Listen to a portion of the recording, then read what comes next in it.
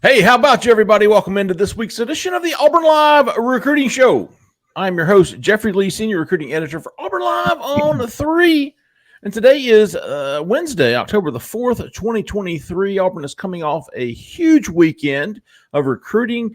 Here to discuss it all with me and you, Mr. Cole Pinkston, Mr. Jhead. How about you, fellas? How about you? All right, then. Hey, I got a question for you, Jeffrey. Oh, no. How about you? Is that a North Alabama thing? Is that something y'all do? No, it's something. So I think it started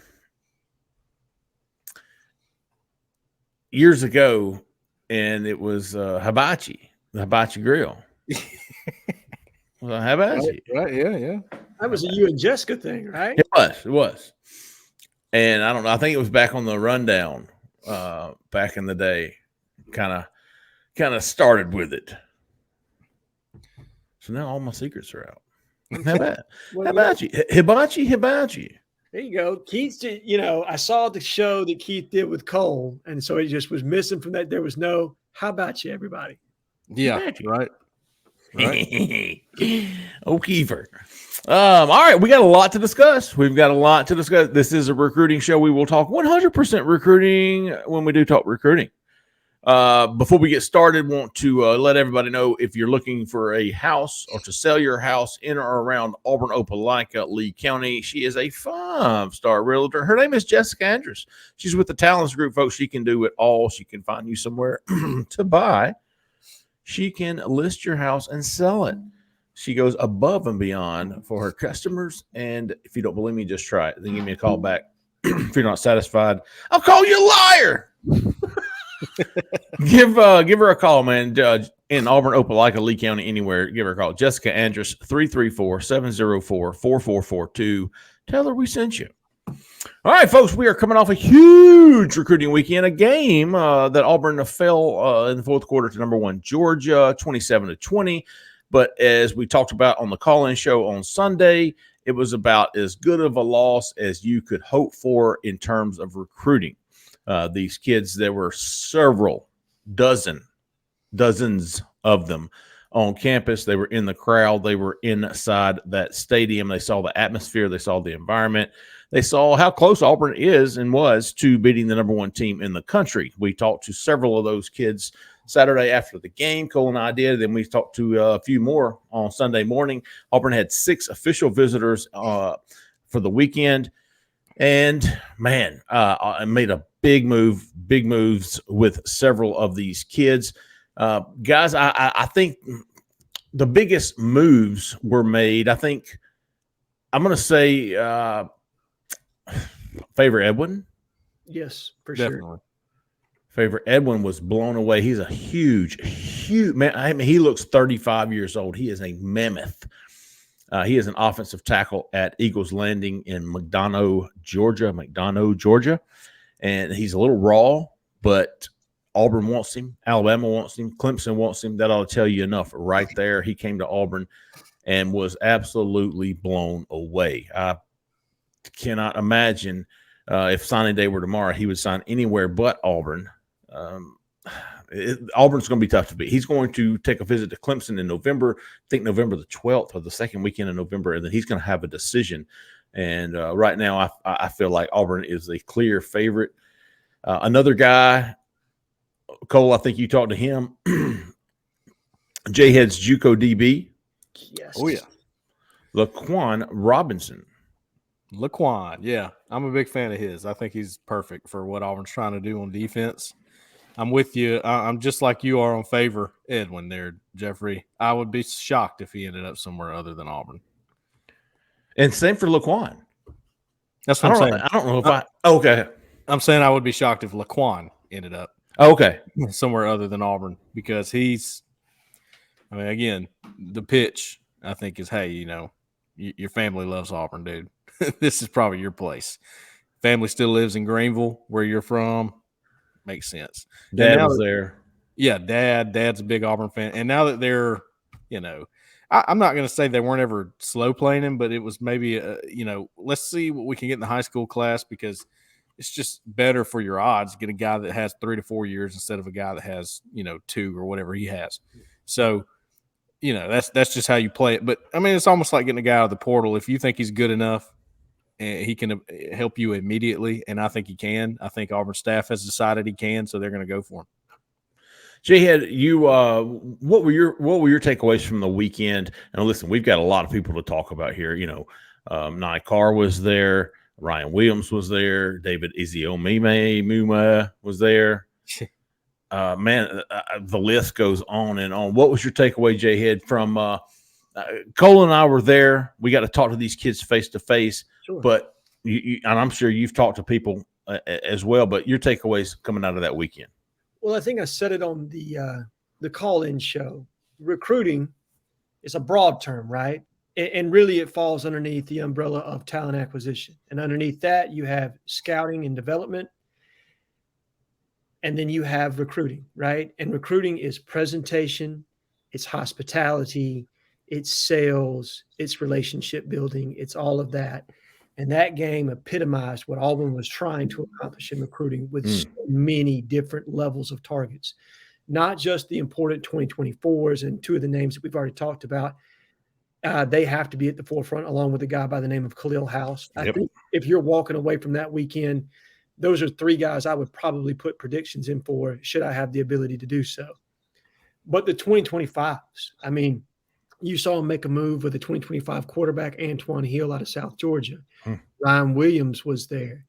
Multiple, I think Zion Grady was there. Am I correct on that? Yes. Yeah, he was.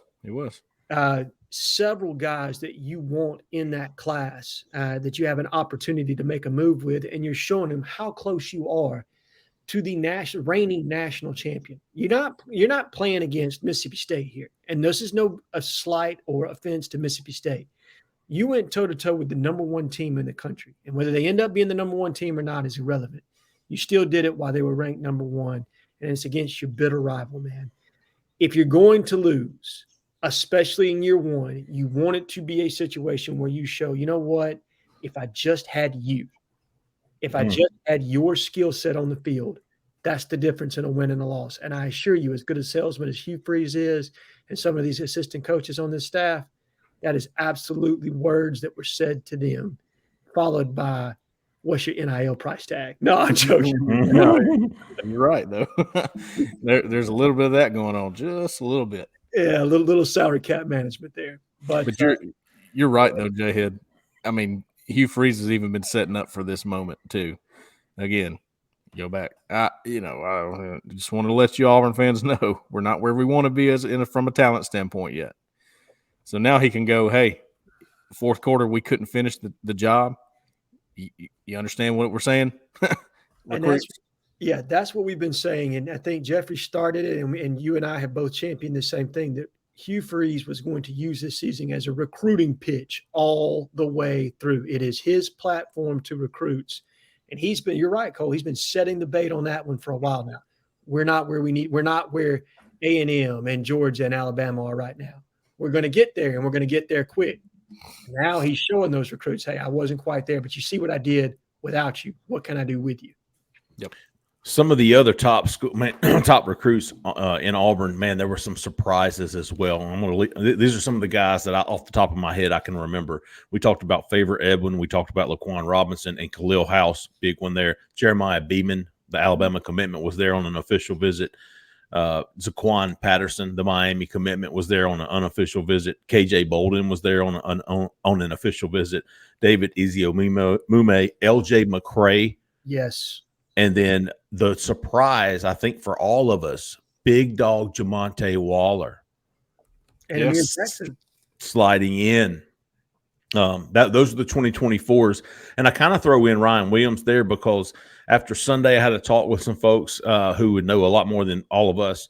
And there's a real possibility of the rumors of Ryan Williams reclassifying to 2024. And, from the people that I talked to, Auburn kind of hopes it happens. I know there's this understood, I guess, theory that Auburn hasn't had enough time to change his mind. And that may be true.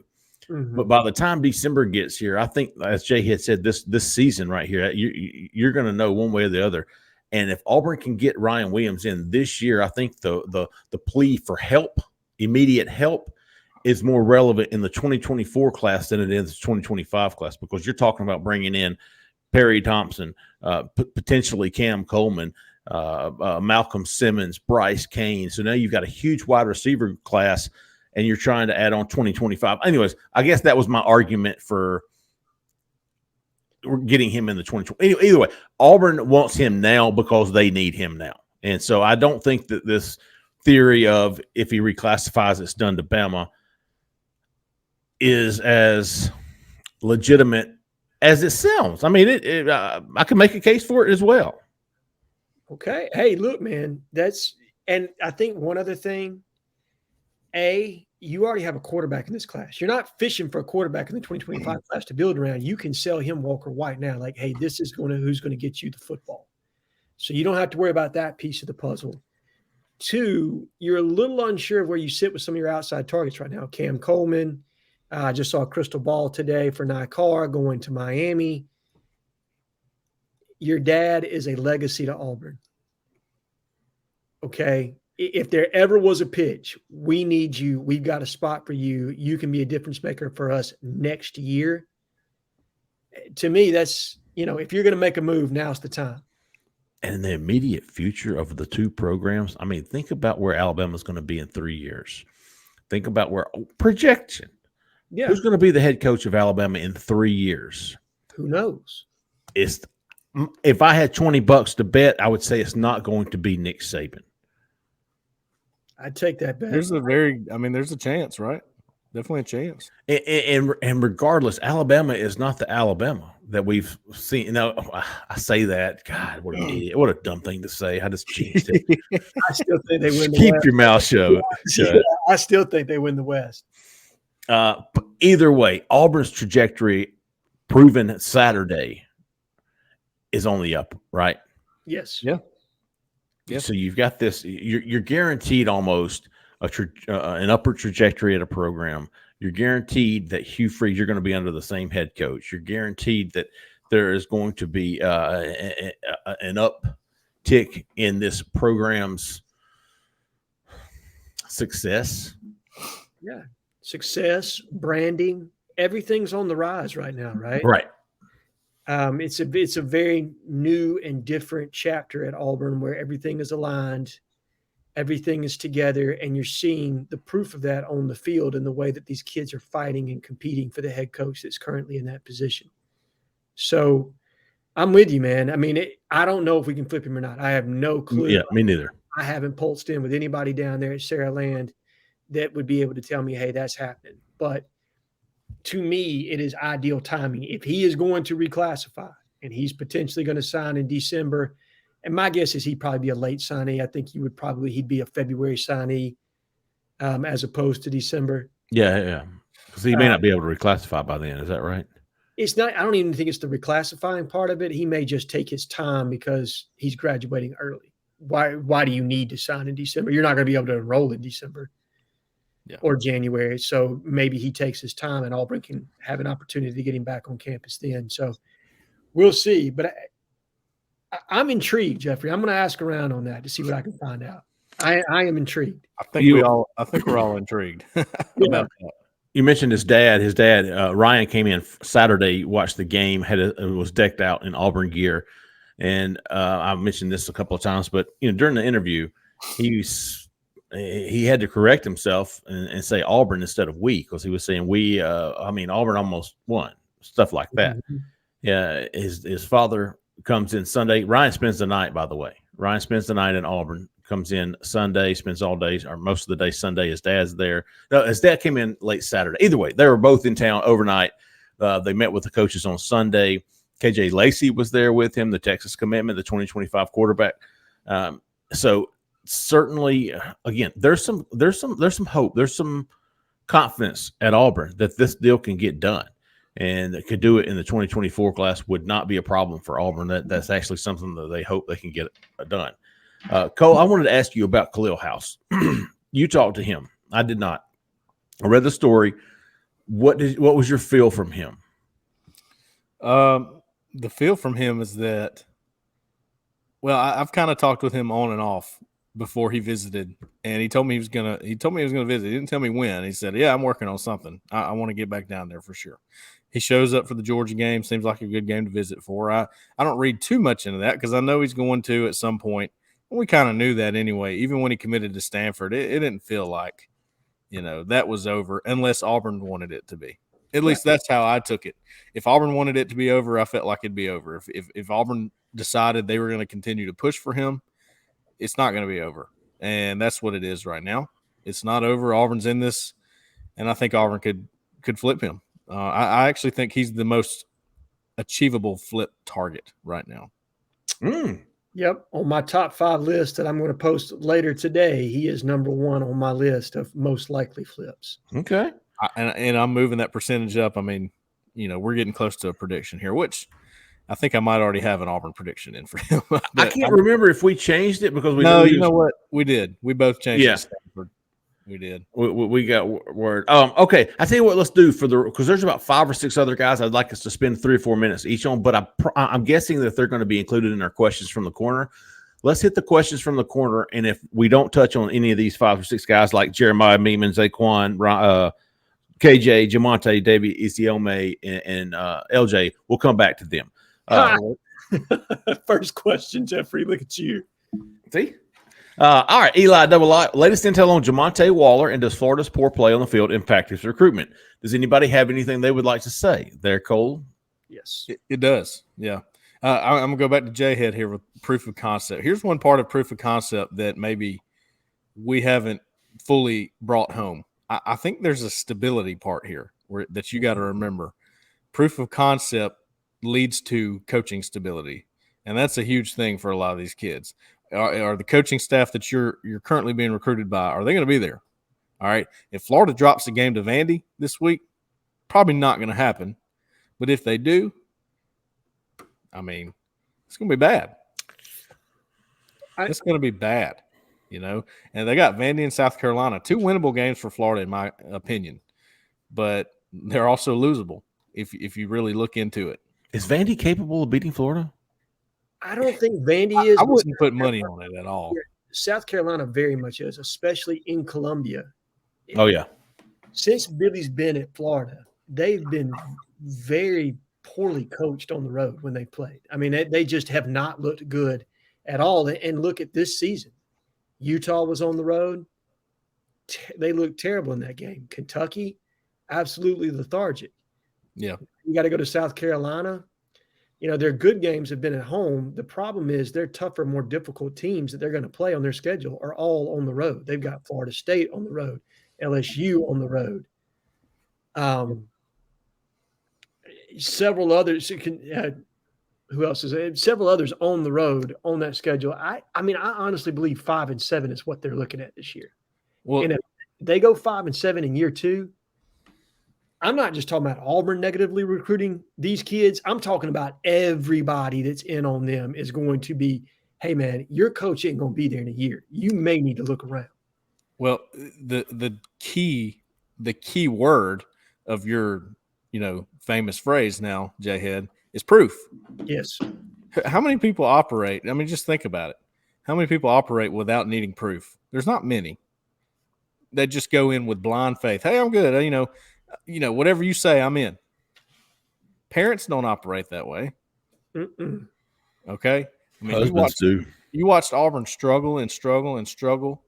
I'm sorry. What did you say, Jeff? Husbands do. Husbands do, yeah. No, you watched Auburn struggle with recruiting over these past few years as either Gus Malzahn or Brian Harsin was constantly battling the hot seat. All right? You put a coach in the hot seat and your recruiting is going to take a hit. That's part of it. Yep. As far as I'm concerned, and I said this a couple of times, but Jamonte, I talked to him. He said, no, I don't want to talk. I was like, okay, cool. But I think his actions speak louder than any words that he was going to say. I think Auburn is in line, maybe at the top of his runner-up. Sure. So if he does, I think Auburn might win if he doesn't sign with Florida and stick with Florida. I think Auburn's sitting there waiting, and they might be option number 1 for him. I have a little bit of intel too, Jeffrey. I don't know if you caught me and Keith's show, Florida Man himself. We talked about Jamon Waller a good bit, and he's not really talking to them much either. As far as reporters go, I don't know about but Florida feels pretty good about hanging on to him. But I think both him and Amir Jackson, they were like, didn't really want them to go to that Auburn game. You know what I mean? Well, I could understand that. I think and that's the difference to me. Auburn's in year 1, Florida's in year 2. True. The product at Florida looks worse than it did last year, right? Or no better, right? Yeah, or no better. You're going backwards in perception. If you go backwards in schedule, where you're 5-7 and you were 6-7 the year before, I mean, Cole, I'm with you, dude. That Billy's not getting fired, but he's on the hot seat, and the perception alone can drive a recruiting class to kind of fall apart somewhat. It just does. Absolutely. All right, let's go. LLH5. Man, my eyes are bad. What QB in the 25 class fits what Hugh wants to do best? What quarterback best fits what Hugh Freeze wants to do? Well, according to Hugh, we're just going off the top targets here. He thinks George McIntyre. He thinks Ryan Montgomery. Man, I tell you, I saw what KJ Lacy said. I don't know if that's a recruiting pitch because I don't get that vibe from the people that I talk to that KJ Lacy's the number 1 quarterback. I think that might be a ploy with – I don't know. Does it depend on what you think your chances are with Ryan Williams? That's my thing. Does it help if you get KJ? Look, they feel like they got a pretty good one in Peyton Thorne, but if your receivers aren't helping you out too much, then what does it matter, right? So George McIntyre, Ryan Montgomery, KJ Lacy, Antoine Hill. He was there Saturday. Antoine Hill's been fantastic this season. As far as fit, I feel like KJ Lacy's a really good fit for this offense. I like his style for the RPOs. I like his style for the deep passing game, back shoulders, all that stuff. I mean, that's just my opinion. I don't exactly know who they may have at number 1. Probably George McIntyre, because I think you can fit him in any offense, truly. Yeah. But Lacy, not a bad fit there. KJ Lacy, Antoine Hill, Ryan Montgomery, who has set a visit for the end of this month. Oh, Garrett Mashburn wants to know, did this weekend make you change your mind on the outlook of anyone potentially joining the class or even not joining? Yes. Yes. Yes. I felt strongly about Favor Edwin and Laquan Robinson before this weekend. That has since increased. Khalil House, I always thought in the end we would get him. I feel more so that way today than I did even a week ago. And Jamon Waller showing up in Auburn has given me confidence. I'm not there yet with Amir Jackson, and I am tempering expectation on Zaquan Patterson. Though I do think in the end, if we're going to flip a big safety from the high school ranks, he's going to be the guy. I'm having a tough time reading that one right now from some of the intel I've gotten. So, but those 4, to me, those were the 4 that I walked away from this weekend. Like Waller's more, I'm intrigued because I'm interested to see how Florida's season goes. But those 3, I feel very good about ending up in Auburn's class. I'll give you a couple for me. Absolutely on those, Jhead. For me, he says potentially joining this class. I didn't give Auburn much of a shot with Jeremiah Beeman. After this weekend, there's a good there's a no. Let me don't say there's a good shot. There's a damn shot. A legit shot, right? Like not a hey man, we're speculating here, and we think that there's no. I'm with you. There's a legitimate shot. Whether it happens or not, who knows? But it's not right. I bumped him from 20 to up to 40%. That's how much of a legit shot I think Auburn has. I think Alabama is still the team to beat. Obviously, he's committed, but Auburn's right there underneath them. I think it's 60-40 right now, or at least it is after this weekend. That was kind of the questions. But him and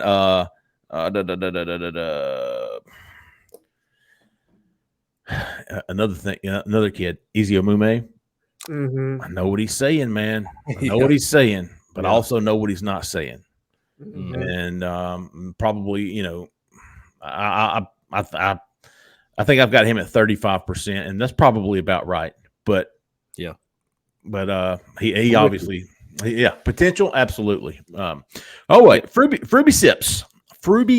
How do you see the Auburn offensive lineman class shaking out? It's a good question. We've got two guys we know of. I mean, obviously DeAndre Carter, who went to Texas and then came home and told Auburn all the right things. I also read his stories from the Texas site about what you'd want your commitment to say. I thought it was judicious. I don't even know what that word means, but it sounded good. I mean, I'm a little up in the air still with him. Okay. I think you have to say the right things if you're him and you're making that trip. Nothing against him. Maybe that's legit, and that's the way he approached it. I don't know for sure. That's the thing, though. I can't get a read on this recruitment. I just think the timing of that official visit's not comforting for Auburn, and I don't think they took it that way. I think they were like, "Yeah, this is something we need to be on high alert for." Did y'all read it that way? Yes. Okay. I read the visit that way, but to me, the fact that he communicated with Jeffrey, correct, afterwards, or he communicated with the staff after he got back to let them know exactly what happened. At a minimum, the kid's being transparent. Sure. And he's a really honest kid, dude. Definitely. Yeah. No, I mean, from talking to him, for sure he's being genuine with you. So that part I take away, I go, okay, well, his words, that makes you feel a little bit better. But if, with the offensive line class, I like Favor Edwin. I like him, DeAndre Carter. I like Khalil House. And then, maybe a JUCO guy. That's three. Yep. That's three. And look, Jeffrey had a story with him the other day. I'm not there yet, but I'm watching Andrew Dennis. Oh, yeah. Okay? Yeah. Look, Michigan State, we know that situation has fallen apart. Mel Tucker's been fired. Who knows? I think it's Chris Kapilovich is the offensive line coach there. Kapilovich, I think is how that. That's right. I doubt he's retained. Okay, once that relationship's gone, where does that kid? Okay, he's got a relationship at Auburn. We're recruiting him. Do you get him in for an OV? And then how does that go? So that's what I'm watching in addition to. And then obviously DeAndre Carter. And look, the difference to me is, like, do you guys remember Romello Heights recruitment a couple of years ago? Jeffrey, like when you guys saw him there, and then he's like telling the Miami guy, like, hell no, I wasn't there. Yeah. You know what I mean? That wasn't the deal with DeAndre Carter. He was straight up about what he was doing the entire time. Yeah. And to me, at a minimum, if he's being transparent with you guys and he's being transparent with the staff, that gives me a little bit of comfort of saying, hey, if he's saying he's still committed, he's still committed. Jhead, the Height recruitment, Romello Height, kind of reminds me of the David E. recruitment right now. Yeah, me too, man. Yeah. Me too. NSH times Aub. Who, if any of these wide receiver targets commits, would be sure thing starters on Auburn's offense today? Whew. Oh, man. I would say there's two holes, right? Do you think the outside guys are open? Mm-hmm. Yeah. I think Perry could start. Mm-hmm. Perry and Nakar of the targets would be the two starters, in my opinion. Would you put Ryan Williams in there? Yes, I would. He's close. I mean, I don't know, if he were to reclassify or whatever, I don't know how green he might be as far as getting into that program. But, I mean, talent-wise, yeah, he's an upgrade for sure. I've watched that kid. He is special. Now, whether he starts to begin the season or not would be debatable. And it would also depend on transfer portal-wise who you brought in. Yeah. But given if the team were the same next year, yeah, I'd put Ryan Williams on the outside over anybody else that we've got on this roster right now. Bryce Cain's making a case. No doubt he's making a case. I don't know if he's quite ready, to do all the little things, but being new to football, I mean, this is a guy that's only played football for 2 years. He's a baseball guy first. So, that's the only reason I wouldn't say Bryce Cain there. W. Tidwell 51 says, who's the most likely flip candidates now? I know in the past you said Nye Carr. Mm-hmm. Did I really? or another receiver. Is that Nico or another receiver? Is that still the case? Or I would say Khalil House at this point. Yeah, Jhead, you even said number one on your list was Khalil House. Number one on my list is Khalil House. Absolutely. I just think beating out Stanford for a kid from Georgia is a lot more likely than beating out Alabama for a kid from Mobile or Birmingham. Sure. Yes. I saw Denny Pitts, speaking of, I saw where Chad Simmons RPM 9 Carr to Miami. If that indeed happens, which wide receiver does Hugh Freeze and company pivot to in the 2020? I don't think there's any pivoting being done. I mean, they've got their, 3 guys, and maybe a JUCO guy who was the Deion Smith. Yeah, Deion Smith is a guy to watch for sure. JUCO kid. I think they could offer. I think there could be another offer to go out in junior college. I'm watching the name. It's Marquise Willis, who happens to be Malik Willis's brother, is having a breakout year in junior college as a receiver. That's a name that I'm paying attention to. So I'll be interested to see where Marcus goes and if he's watching a certain junior college game come Saturday. What are they? All right, cool. Quattro, not Cinco, but Quattro. If you had to pick one long shot recruit to be this class, who would it be and why? A long shot recruit. Now, let me tell you something. I consider Cam Coleman a long shot. Mm-hmm. I consider LJ McCray a long shot. LJ McCray was exactly who I was going to say. Yeah, I get the feeling. I don't know about y'all. I get the feeling that between the 3, monster D linemen of this class, Jeremiah Beeman, LJ McCray, Cam Franklin is still there. Auburn's got it. I mean, it's almost like they're not taking no for an answer from all 3. Get one. We're going to find a way to get one. I agree. I think they are, or they're going to take 2 junior college guys. I think they're taking 1 junior college guy regardless, and I think they may take a second one if they can't get one of those 3. There you go, Cole. Right there, right on cue. Makes him do. Would you say that Auburn gets one of Franklin, Beeman, or McCray? I tell you what. Let's rank those in order of most likely, in your own opinion. I would start with Cam Franklin at the bottom. Yes. Agreed. I would put LJ McCray at 2. Yep. And I would put Jeremiah Beeman at 1. Yes. I agree. And McCray is so interesting because he doesn't say anybody. Like, no, when you read his quotes and then you ask people about him, like, dude, we don't know what he's going to do. We're projecting Florida, but that's just a guess. We don't really know. Yeah, well, this is one of the. It's a lot like KJ Bolden, where we're hearing he's a silent to Florida State. Okay, no, Georgia's probably number 1. Well, Florida, they're going to be hard to beat. Nobody's talking about Auburn. No, but he keeps visiting. He's officially visited. He visits again. Real close with Jeremy Garrick. Real close with TJ Lindsey, by the way. Don't know how much that matters, but the 2 are very close, and they've been to camps together.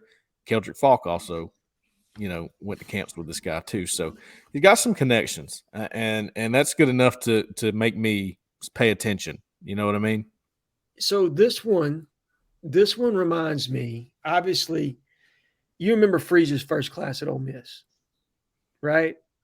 Yeah. There was no way in hell they were going to land that big offensive lineman that ended up being just an absolute star, right? Like, he was done to Georgia. Everybody had him pegged there. Was it Tunsil? Was he?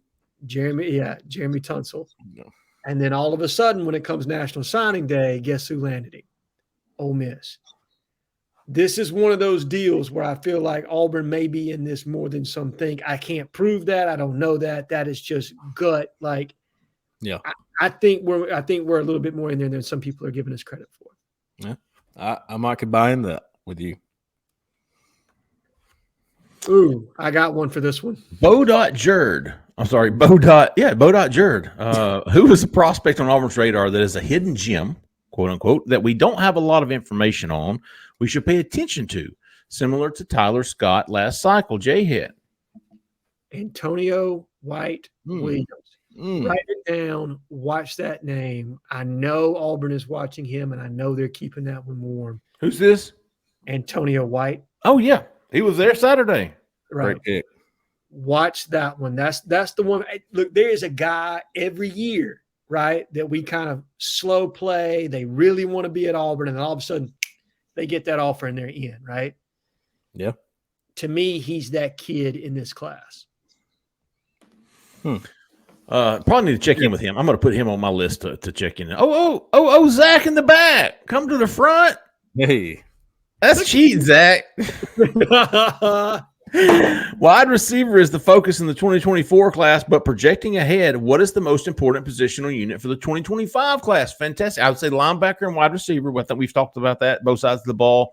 But next year in the 2025 class, are you looking at another big O-line class? Linebacker, Yeah. I think Another big linebacker class? Yeah.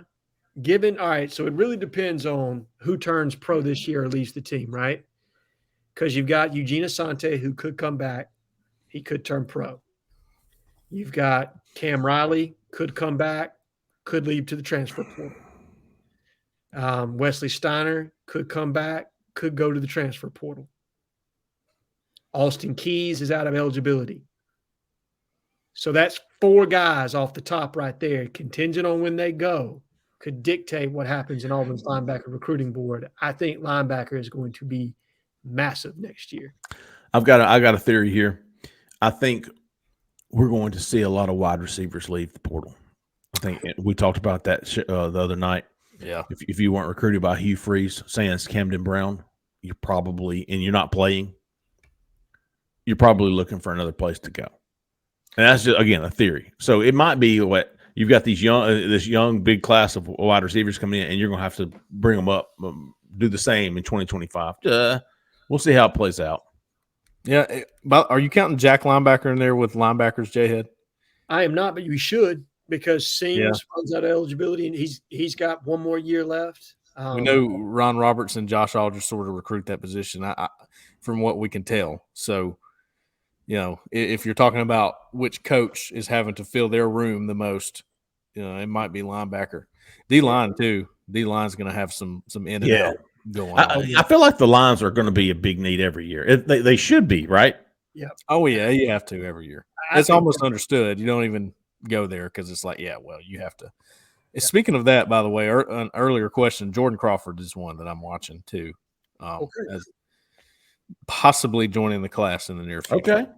Big 4-star defensive lineman from Parker. Naeem Alford was there as well, was he not? 5-star.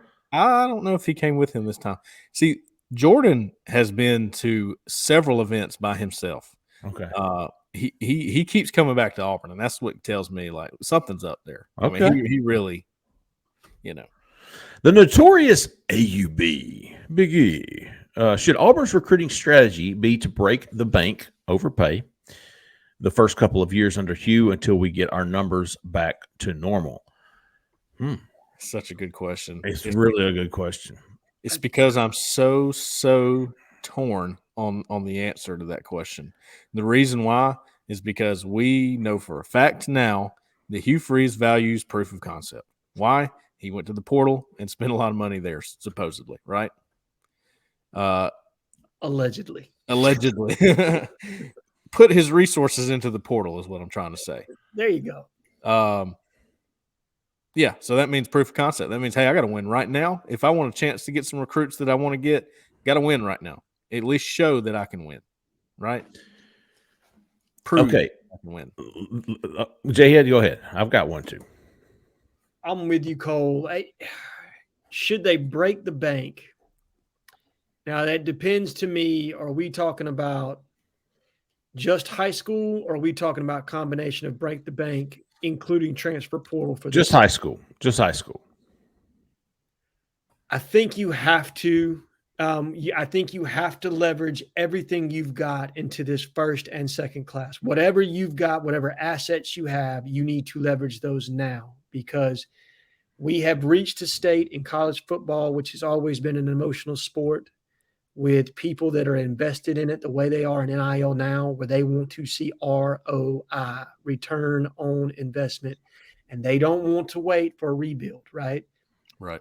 You see this in comments when we do shows like we're doing today, where why can't Auburn just win? I don't understand why Auburn isn't where Georgia is. And if you think that the people that are just the social media types that are making those comments, hell no, brother. It's your big dog donors too that also feel that way, because they are all in right now. So I think while the getting is good, you have to absolutely acquire as much talent as you possibly can, and the talent that you think fills out your roster in a way that gives you an opportunity to win ball games. So yes, you break the bank if you got it. Whatever you got, you spend it. Completely agree. Hugh Freeze has said numerous times this is the most important class he'll have in his career. And if it's that important, you better spend it to get it. Because if you don't hit it right now, you may not be here in 3 years. That's right. And for the record, I'm not at all saying by what I said about the portal that you should be, frugal when it comes to your high school classes.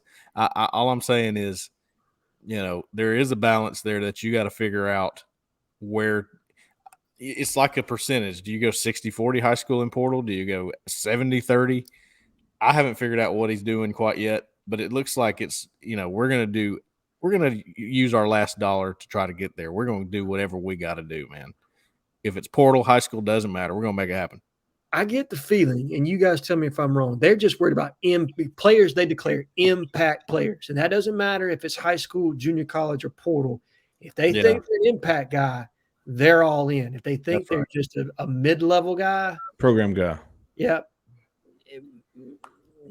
Maybe. They may be willing to sacrifice great depth for quality of player. Is that right? Yeah, I think so, especially in these early years. Mm-hmm. Yep. Got to go for the difference makers, guys that can make different immediate impacts. Oh, Himothy, updated class prediction. I'm still at 8-12. Yeah, I think that's fair, Jeffrey. I think I'm probably a little closer to 12 today than I am to 8. But I like that. Let's see where we're at in that range as we get closer to December, because a lot of swing happened last year. Like guys that Kay and Lee, I told, I said it on this show, no way in hell we signed that kid. Yeah. And then we signed him. You know what I mean?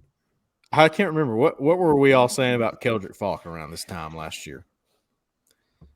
What was the word? I was Michigan. Yeah. Oh, thought we had a shot. Anywhere but Auburn. Yeah. I didn't see that happening. No. But you know what? But Hugh Freeze, we all have a little bit more respect for Hugh Freeze as a recruiter now because of Keldrick Falk, because of Kay and Lee, because of Connor Liu. Yes. Now I'm going, okay, it's possible. And that's why, Jhead, I would say I'm closer to 8 than I am 12, just because I'm coming out of this weekend. I've talked to you know what I mean? Like, yeah. I think it's possible all those guys that we named, Edwin, Laquan Robinson, Khalil House, Jeremiah Beeman, Zaquan Patterson, Ryan Williams, I feel like Auburn's going to get some of those kids. Yeah. And if that happens, I can see the needle moving closer to 8. Now, it's still right here on 12 as far as I'm concerned. Right. But after that weekend, and listen, ask me next weekend, it might be back over here. Sure. No, I'm with you, Jeffrey. Until I see Hugh Freeze not close well, I'm going to believe that as well, because there may be a lot of punches being thrown, but he knows how to throw those final punches. He's got some counters, doesn't he? He sure does. As we've learned the hard way.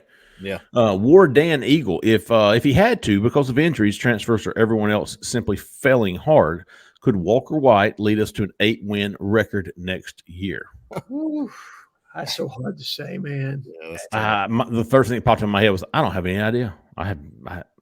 First of all, I haven't seen enough of Walker White. I've seen his stats. I've seen his highlights. I don't know. I've seen him throw.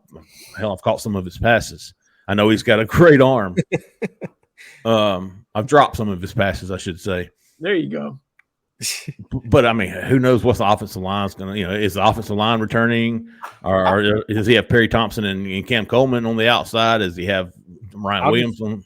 I'll go with a straight no, just because. I would say so. No, true freshman quarterback. It's not on Walker White. It's just he's a freshman quarterback. Yeah, I mean, that's the easy answer. No, Ward Dan. That probably wouldn't be good for Auburn if you got a freshman quarterback, right? Yeah, murdering Jay Lee in the comments over here. The takeaway is Jay Lee might be one of the 4 wide receivers we need to sign. That was the 2022 class where, I don't know what to do with my hands. That's what they do. No, I'm with you guys. Without knowing what the composition of the team is going to be, you have to be super special around a kid that's that early in his career. I mean, you think about Bo when he came in, he had Seth Williams and Anthony Schwartz. We don't have anybody on the team with the capability of those two. True. Period. You also had a defense that had Derek Brown and Marlon Davidson that you could lean on when you needed to. How much better, Jhead, would this offense be if it had Seth Williams to throw that back shoulder and all that stuff too? If you had somebody to throw it. It would be better. Is that it? Zach? I was looking at number 15. I was going to close hard on this. Pena 87, favorite Halloween candy. That's a good one to close on. We're going to finish up my list. Favorite Halloween candy, man. I tell you what, I'm a Sour Patch. Yeah. Airheads. Is there a specific category for Halloween candy, or is it just candy? It's just candy. Yeah. Okay, all right. In that case, it's peanut M&Ms all day. Okay. See, you're like my wife, Cole. That's her jam, dude. I'm a sour guy. It's either Skittles for me. Yeah, Skittles. No, I go with you there. Or it's Sprees. Oh, no. A little chalky. Now, if you're moving to candy bars, I'm a Sour Patch Kids are undefeated. This is a damn truth. Listen, back when I used to spit that Copenhagen, if you get your little get you some Sour Patch Kids first, your mouth is just really, really wet and watery, and you can just ding. You can hit that tune. Get you one of them from across the room. Get you one of them cherry sours.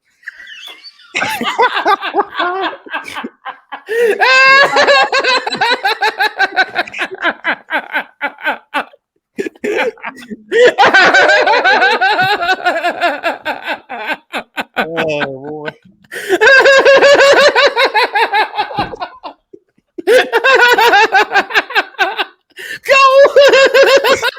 Well times. Yeah. I wish they bag those cherry sours now. You can get them at like the Circle K, but those are the raunchy ones, man. Those are the trailer park cherry sours. There was a show we were doing one time. You were eating one of those. You kept trying to talk. You God dog, son. You tearing me up. Oh man, I had mud mouth. I also like the Almond Joy and the Butterfinger. Ooh, I can't do Butterfinger. Man, yeah, I think I got above like 35 is when I started liking those. I guess next up for me is like butterscotch or something. But I'm not there yet though. A little Werther's Original in your pocket, around Jeffrey. I like the Snickers too. I'll go for that for sure. Now listen, I eat my Snickers, man. I'll eat the chocolates off the side, and then I take the nougat off the bottom, so I'm left with just the top, caramel and chocolate and nuts. Think about it. Try it. Yeah. Ice cream Snicker bars. Ooh. Undefeated. Oreo's got a good yeah, man. Ice cream pop. All right, let's talk a little bit more about we talked to Jeremiah Beeman. I feel like we covered that. Zaquan Patterson. Yes. Cole, you talked to him. Yeah. Yep. He sounded good. It did. I mean, look, he's dude, I love the way that he does interviews, number one, because he's real. He talks fast, so it's hard to transcribe later, but he is he takes a second to answer your question. It's like he's thinking about it. I know he's really putting some thought into what he's saying. And you know what might actually be, and if you've ever watched him play, he's a lot like Laquan Robinson. This guy will light you up. Okay. All right. And he's maybe not your typical deep coverage safety. He's more of your box safety. I mean, he's a guy that comes up and he kind of plays like a linebacker. So I asked him, I was like, what, how big of a deal is this style of defense from Ron Roberts? Now that you've seen it on the field, now that you know what to expect, he goes, yeah, they compete and I'm a competitor. So that's what's got Auburn in it for a lot, I think. I really actually think that's a big deal. The style of defense. I think it fits him. Now, Miami's similar. Sure. Miami's kind of like that. They do that with their safeties. Their safeties are good. Cam Kinchins, James Williams, those two guys right there. Very good. Both big Auburn targets at one time. Now, I think there's a lot of similarities between Miami and Auburn. I think that's why he's still really looking at Auburn. And he's very comfortable there. Dude's been coming to games since he was young, He said he came to 4 last year. He came to this one, and I thought the most important thing was he said, I'm coming back for an official visit. Yeah. You took the words right out of my mouth. Look, I have always felt like, just from what I've known of this recruitment, that Auburn was always going to be in this till the end. Can we flip the kid or not? I have no idea. but the framework around this recruitment, I like that there's been a constant of Auburn from a very early age, always having a presence there. And if Auburn can continue to chip away and get him back for an OV and absolutely blow it out of the water, I think you're in this one. That's just my feel on it. Is he going to be in your top 5? Yes. I think he would be in mine. Yeah, I think Auburn. You better. Miami's probably sweating Auburn right now, and they probably should. Yeah, we always thought, and he's been up front the whole time. Look, I'm going to commit because Coach wanted him to. Was that the one who he didn't make it sound like he was being, just forced into it, but he also didn't make it sound like it was his idea, if that makes sense. It was more like, hey, I got to do it this date. So he said somebody, and I'll have to go back to the recording and see who he said. It might have been Coach. Was like, let's get it done. It was his high school coach. I think you're right. I think you're right. He has kind of like a rule where he wants the kids to go ahead and get out of the way in the summer, take all their visits, get out of the way in the summertime, and then concentrate on the season in season. We all said, though, even though he's been saying that, if he's going to go ahead, if he's got to pick a school, it's kind of like asking us, look, gun to your head, who are you picking for this guy on signing day? If it were signing day today, that's what he was doing. So that means Miami had the lead, and Miami's, had a good lead. So now Auburn's having to chip into that, and I think they are. I really do. I do too. Speaking of chipping into KJ Bolden, the 5-star defensive back from Beaufort, Georgia, who committed to Florida State over Auburn. And, I thought it was interesting. I say Auburn, and I stopped. It's not like it was just Auburn. It was Georgia and Georgia, Florida State, Auburn, and Ohio State. Ohio State. I thought it was very interesting that KJ said, I will be back to Auburn. But he went to on an official visit to Georgia the week before. Mm-hmm. He said, I will definitely be back to Auburn. Georgia, not sure about that. Did y'all see that? I did. I read that.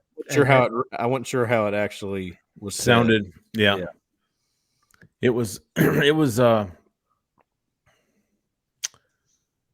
listen, I'm not discounting Georgia here. I'm not throwing them away. And listen, I don't think Auburn's got a great shot to flip him. I think they've got a shot. I think there are people at Auburn that are more confident about being that one than I am. That's what I will say. Well said. Yeah. Even when you talk to sources close to his recruitment around Auburn, you almost want to go, you sure about that, big dog? There's some confidence at Auburn, and we've said that. I just don't know that I'm buying it. Right. Right. Yep. Yet. I mean, look, I will be the first to come on this show and say, hey, I was wrong. Right now, really hard. Yeah, I got a hard time wrapping my head around that one. Yeah, I think that was probably the route I should have taken with Tony Mitchell. Kind of like with, it's just like, and it might be the route I take with Ryan Williams. Although, man, it's Jeremiah. But there's some real confidence on Auburn's side. There might be some real Hey, let's don't forget about Caleb Odom too. Yeah. Well, Jeffrey, we took that route with Perry Thompson, and Fred tried to tell us. He also tried to tell us KJ was coming to Auburn. I don't know if I can do it again, man. I can't do it again, Fred. So we're both 1-1. There you go. That's right. Let's see, KJ Jamonte. We talked about him. Yes. Not a lot to talk about. I think his actions speak louder than words, and he is in Auburn, and I bet he comes back. Yeah, the interest is real on that one. Like that is what I got from this weekend. And Cole, I want to hear your thoughts because you obviously talked to Keith, where the young man's committed down there in Florida. But the interest is real to me, and I think I just got to think that the Mississippi part of this recruiting staff, they're working that angle, man. They are working that angle. They're working the familiarity. They're working the immediate playing time and the trajectory of both programs. Like, hey, if Auburn goes 7-5 and Florida goes 5-7, do not think for a second that doesn't factor into decision making as we get down to December.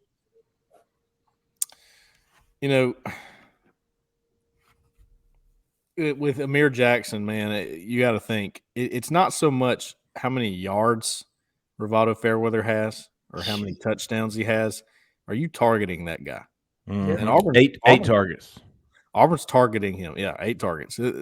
Don't worry. Hey, Amir, maybe you're the guy that makes some of those plays and makes the most of your targets because you're going to get them. This is your role here. I think that's the biggest pitch. That's got to be the number one pitch. Keith and I actually agreed on that. That's probably the pitch that Auburn's using. As far as Florida, I don't know what their pitch is exactly, but he likes Florida a lot. I know that. Who's this? So Amir. Jackson. Yeah. That's why he's committed there, obviously. But I didn't get a fuzzy feeling with him, but I'll be curious to see if he comes back. I know this much. Florida was not wanting him to go on that Auburn visit. He hasn't been to a Florida visit yet. Hasn't been to a home game at Florida. Why that is, I don't particularly know, but I do think Auburn's in this one.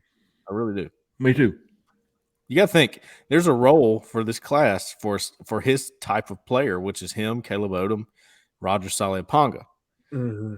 It's almost like the D line. Like they're going to get one of those guys, right? Yeah. You Seems think? like it. Yeah, I think so. David Eziomume is the 4-star running back that's committed to Clemson. He is from North Cobb, Georgia. He has been to 2 Auburn games now, the Sanford game and the Georgia game, and has refused to talk. And we understand why. Clemson does not like their commitments to take visits. He told the State, a newspaper in South Carolina, that he only came to Auburn to visit with friends. He was accompanying a long snapper and then another kid this year, which was that? He was trying to help a kid get recruited or something. Yeah. Which, from talking to our sources, there's legit mutual interest here. Yep. You don't come to Auburn 2 out of the 3 weeks when you're committed to Clemson if you don't have any interest. I feel bad for the kid, man. I wish I could be his PR guy because he said, I've cut ties with Cadillac Williams. And, man, you're just setting yourself up. I don't know. I know he's got to. I know he's got to say that. I mean, he feels like he has to say that, and he doesn't. It's okay to be. It's okay. I guess I try to. Dabo can kiss my ass. Don't tell me what Don't tell me what I can and can't do. That make me want to go on visits just to spite him. I mean, it's. Do you think of it as maybe, it looks bad on me if I get cut from somewhere, no matter the reason. If the word is out there that I was cut from this class for whatever reason, that probably not the best thing ever for me and my NIL valuation or whatever. That's weird that I said that. These are things that guys think about, right? But because I honestly wish more coaches were like Dabo. Mm-hmm. I do. I wish it was all like that. You don't commit to me unless you're done with visits. Mm-hmm. But then I don't know. That's one of those topics I could make a case for either side. I'm in the very big time minority here when I say this, and I don't care. Dabo Swinney, I respect him for what he does. I get it. Okay, you want to stick to your guns and do it the way you want to do it. That doesn't mean you're going to win. That doesn't mean you're going to be successful. But hey, I'm okay with it. Yeah, make a point. But well, then cut his ass. Right. I mean, look, I don't call your bluff. He's been at Auburn for the past 3 weeks. Cut his ass. Yeah, I mean, or shut up. It's out there now, right? Yeah. So don't give me this. You can't take visits to other schools if you're committed to Clemson. Yes, you can. It happens every year, and not a damn thing happens about it. You know why? Because the kids are really, really good, and Dabo's not going to cut him. Yeah. Go sign your 3-star back because your 4-star back wanted to take a trip to Auburn. I dare you. I dare you, big dog. Does he dip into the portal this year? Dabo? Does he start doing that? After he cuts David Eziomume because he visited Auburn twice? I can't wait for that story. I'm waiting. I'm going to wake up tomorrow. We're looking for Clemson has dropped David Eziomume. I mean, you talk a big game, big dog. Cut his ass. I am with Cole in that I respect Dabo because he's consistent about who he is. He's the same cheese dick every year. Told you I was in the minority here. It's okay. I get it. Hey, no, look, man, I do. Look, regardless of whether I agree with him or not, he is consistent. You know what I mean? He believes what he believes. So he is authentic in that regard. Him and Shane Beamer. Right. I also agree with Jeffrey. Like, go ahead and cut him. If that's what you're going to do it. Right? Yeah. Or shut up. He's been to Auburn. Okay. We've seen it. Been there twice. Cut him. Yeah. I call you bluff, big dog. You ain't going to do it. You ain't man enough. Let's see. The last one was Caleb Odom. And here's why I wanted to talk about him. He's a 4-star tight end. He's from Carrollton, Georgia. He is committed to Alabama, and he shows up Saturday in Auburn and gives a great interview. And if you'll remember, this is a kid that grew up wanting to play for Auburn. He grew up an Auburn fan. He was there. He saw Rivaldo Fairweather get his 8 targets, and I wasn't expecting much from him. Now, listen, I know what he told Bama online. I'm 100,000% locked in. Whatever. Again, this recruit speak because that's what you got to say to your Alabama reporters. Of course, that was followed up by I'm taking an official visit this weekend to Ole Miss. Right. Yeah. Right. And I'm going back to Auburn for the Iron Bowl. Yep. Just another guy I think we should keep an eye on. I agree. And somebody to me that is a definite receiver. And if you are obviously showing you are targeting a receiving tight end, I think you got that kid's attention. I think there's been a dynamic a shift in dynamics at the quarterback position in Alabama, and they are not airing it out the way they once did. Will they get back to what they've been? Maybe. But as of right now, 12 passes last game, guys. 12 passes. This goes along with what I wrote in the Unfiltered Thoughts last night. Look, I get it. Your team personnel says, hey, this is what we are. We run the football. We have an offensive line that's more suited for running the football. Our quarterback's better in that game. We have a running back room that's good. Well, guess what? It ain't going to help you with receiver recruits. And you can't win without a passing game. Try it. It ain't going to happen. Not in today's football. You can forget about it. So you can be close, like Auburn was with Georgia this weekend, but you can't finish the job. Alabama knows that. That's why it took them so long to get to this point where they were like, all right, well, this is not us. If we want to win some games, we got to dial it down and run the football. Mm-hmm. It took a lot for them to do that because they know what it'll do in recruiting, and they hadn't been in that situation. Hey, so Amir Jackson, Caleb Odom, Roger Saliapaga, and Landon Thomas, although unless he shows his face on campus, I shouldn't even put him on that list.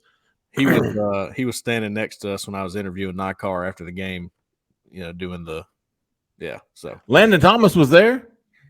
He plays for Colquitt County, yeah. Oh, you talking about when you were at Nikar's game, not Saturday after Auburn. Okay. Colquitt County, yeah. Yeah. All right. Good to know. All right, that's going to do it, man. Let's get some how about yous. I've got a couple. Okay. I've got a few. I shouldn't say a couple. A couple is 2, unless you live in Utah. Jay, it took him a minute, didn't it, go? Bro, sorry, man. I had those That's two Mormon jokes. Have a thought. You know what I mean? 2 Mormon jokes. 2 shows in a row there, Jeff. All right. All right. Who's got an how about you? Go ahead, Cole. I got 10, Jeffrey. Oh, my God, dude. Settle down. All right. Reel them off. Contos, 2 weeks in a row. Okay. Conto's 32. Be specific now. Contos, 32. B. Merritt, 35. Yeah, he's a good one. Jeremy Redding. AU Tyga, 69. Y'all tripping. Mighty Eagle. JMB 11. Roswell High, 842. Valley Tiger. Hold on. Roswell High, 842. Yep. Valley Tiger. And MTV Tiger 72. MTV Tiger 62? 72. Zach Zach said I'm giving out how about yous like Oprah. Gets that. You get one. You get one. All right, let me go back over your list, Cole. Contos 32, B. Merritt, Jeremy Redding, Auburn, AU Tiger 69, not to be confused with AU Tiger 96. You tripping? Y'all tripping? Excuse me, y'all tripping? Mighty Eagle, JMB 11. Okay. Roswell High 842, Valley Tiger, MTV Tiger 72. That's it. Okay. Mr. Jhead.